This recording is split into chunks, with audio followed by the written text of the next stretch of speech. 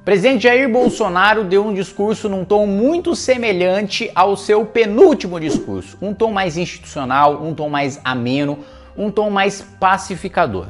Mas ainda assim manteve a linha mestra do seu discurso, que é fazer a dicotomia entre o combate ao coronavírus, entre as medidas de saúde, as medidas sanitárias necessárias para preservar vidas, e a economia. Diz que respeita os governadores, diferente do ataque que fez aos governadores no primeiro discurso. Porém, vamos lembrar que logo depois do tom ameno do segundo discurso, na manhã seguinte, ele postou um vídeo chamando os governadores, em que o vídeo chamava os governadores de canalhas, né? Ele teve que voltar atrás, depois de pressão do seu próprio Ministério da Agricultura, né, e do próprio agronegócio, uma das bases da sua sustentação, porque era um vídeo que criava um alarmismo, né, sobre desabastecimento do país, coisa que não existe. O presidente, felizmente, depois pediu desculpas, mas ficou claro que o tom mais ameno do segundo discurso era só um discurso, era só um tom, mas não uma prática, não uma política pública a ser adotada pelo presidente, não uma nova orientação a ser adotada pelo governo.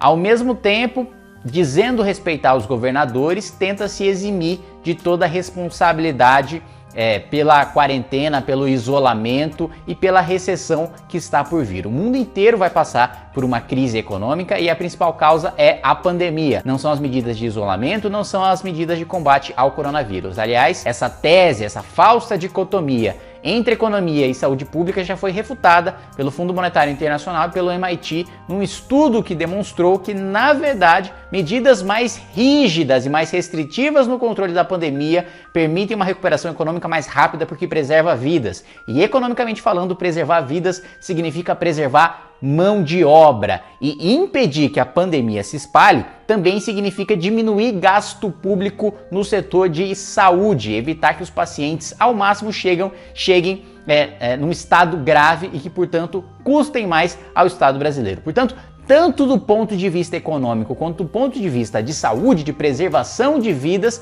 economia também é preservar vidas. Nesse ponto, o presidente acerta, porém, para ambas as coisas, a melhor solução é o isolamento e é a quarentena, é o que nós temos de evidência científica, é o que nós temos de teoria liberal dos ciclos econômicos. Infelizmente, apesar da postura mais institucional do presidente Jair Bolsonaro e mais conciliadora, os seus gestos demonstram que ele não busca conciliação e que ele não busca priorizar as medidas de saúde para o combate ao coronavírus. Ainda prefere apostar num discurso de confronto com os governadores, num discurso de confronto com a imprensa, num discurso de confronto com a comunidade científica, com a evidência científica e, acima de tudo, num discurso de confronto com os fatos. Fato é que o presidente diminuiu a importância da crise do coronavírus, agora enxerga que haverá sim, infelizmente, nós lamentamos muito isso, uma pilha de corpos no Brasil, como está acontecendo já na Itália, e isso precisa ser combatido com a maior rigidez e velocidade possível. As medidas sendo tomadas pelo Ministério da Saúde, com o apoio, com o respaldo científico e com o respaldo da Organização Mundial da Saúde, devem ser mantidas enquanto necessário.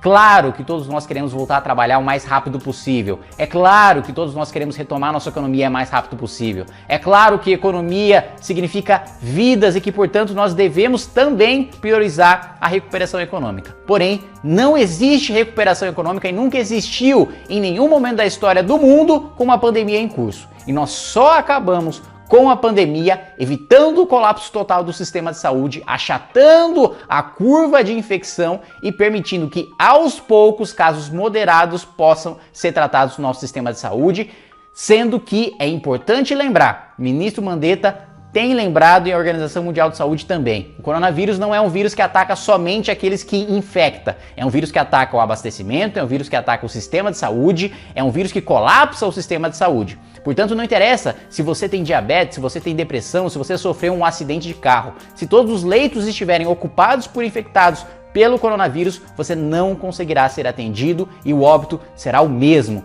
por qualquer doença ou por qualquer acidente. Justamente por isso que nós devemos evitar o colapso do sistema de saúde, mantendo o isolamento, mantendo a quarentena, mantendo a política pública social de renda mínima aprovada pelo Congresso Nacional e só agora implementada pelo presidente, para nós continuarmos no combate ao coronavírus, evitando que qualquer um morra de fome no longo prazo, preservando vidas, preservando mão de obras, preservando tão defendido emprego, economia e a saúde pública.